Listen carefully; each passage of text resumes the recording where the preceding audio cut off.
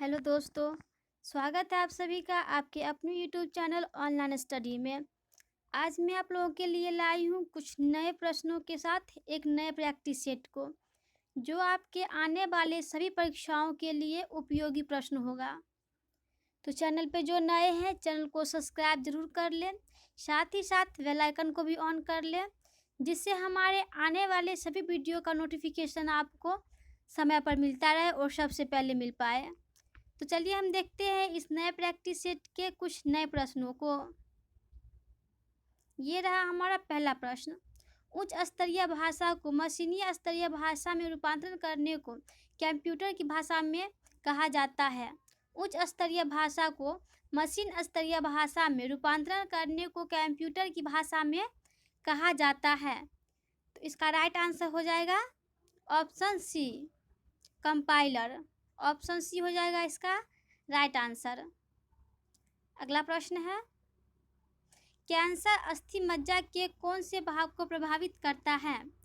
Cancer अस्थि मज्जा के कौन से भाग को प्रभावित करता है? तो इसका राइट आंसर है ल्यूकोमिया को। कैंसर अस्थि मज्जा के ल्यूकोमिया भाग को प्रभावित करता है।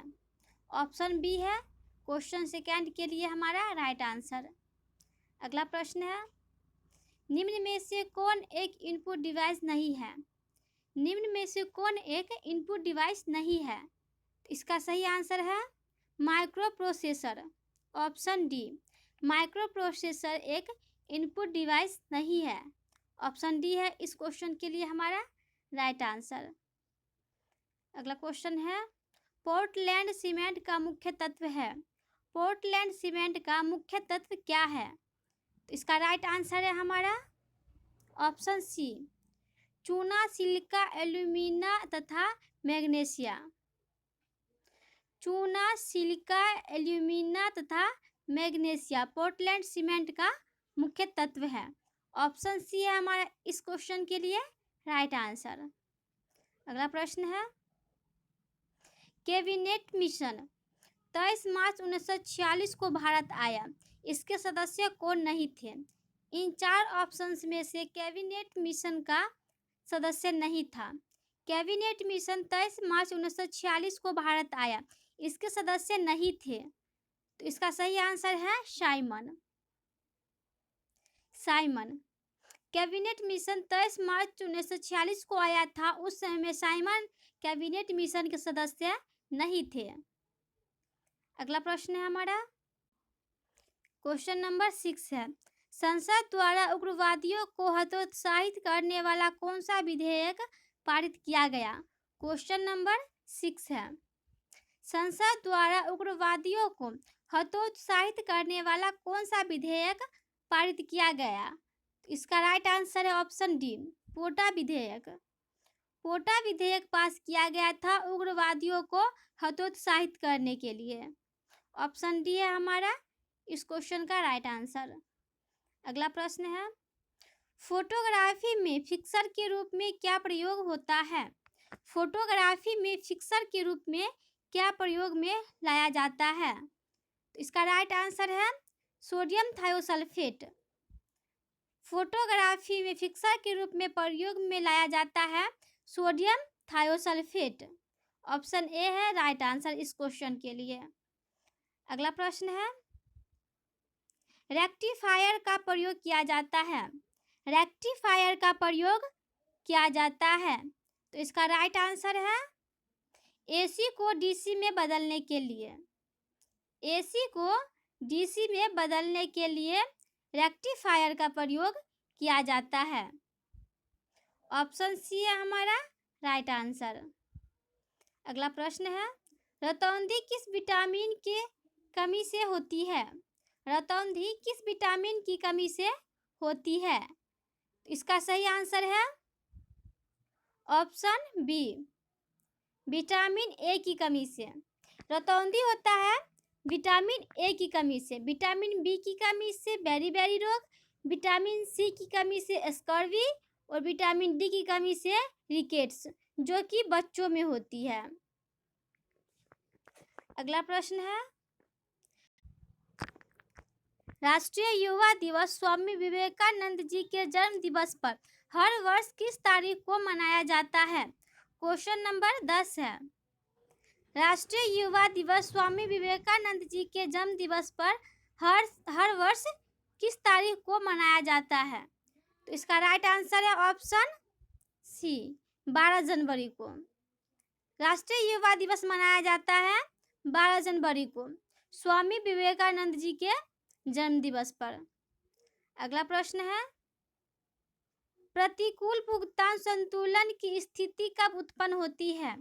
प्रतिकूल भुगतान संतुलन की स्थिति कब उत्पन्न होती है? तो इसका राइट आंसर है जब आयात निर्यात से अधिक हो।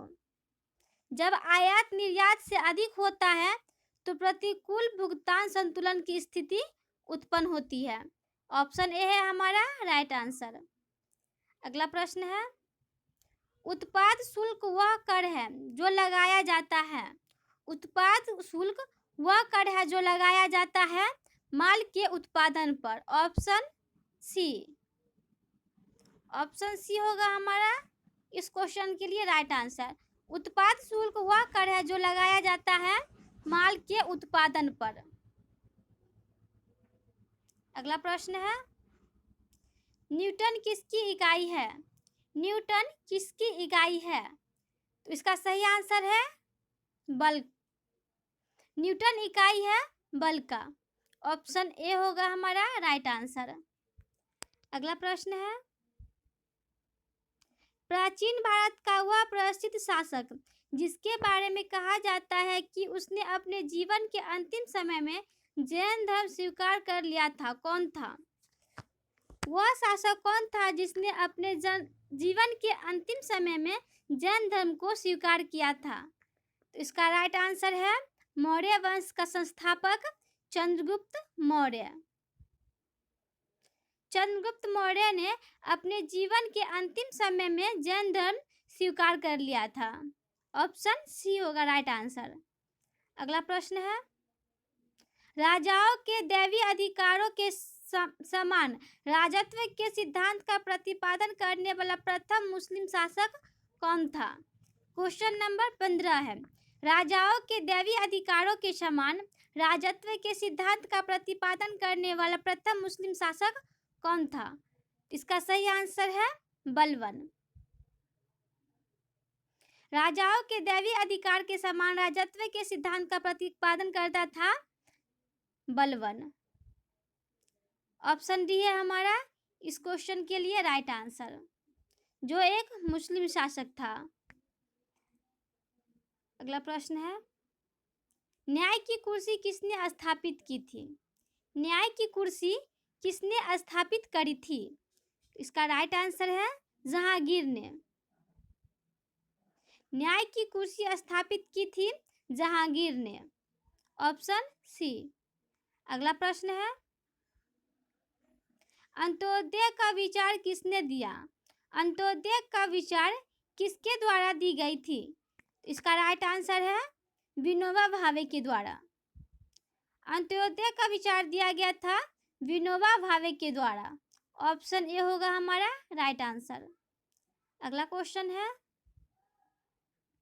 सूफी संप्रदाय का उद्भव हुआ था। सूफी संप्रदाय का उद्भव किस धर्म से हुआ था?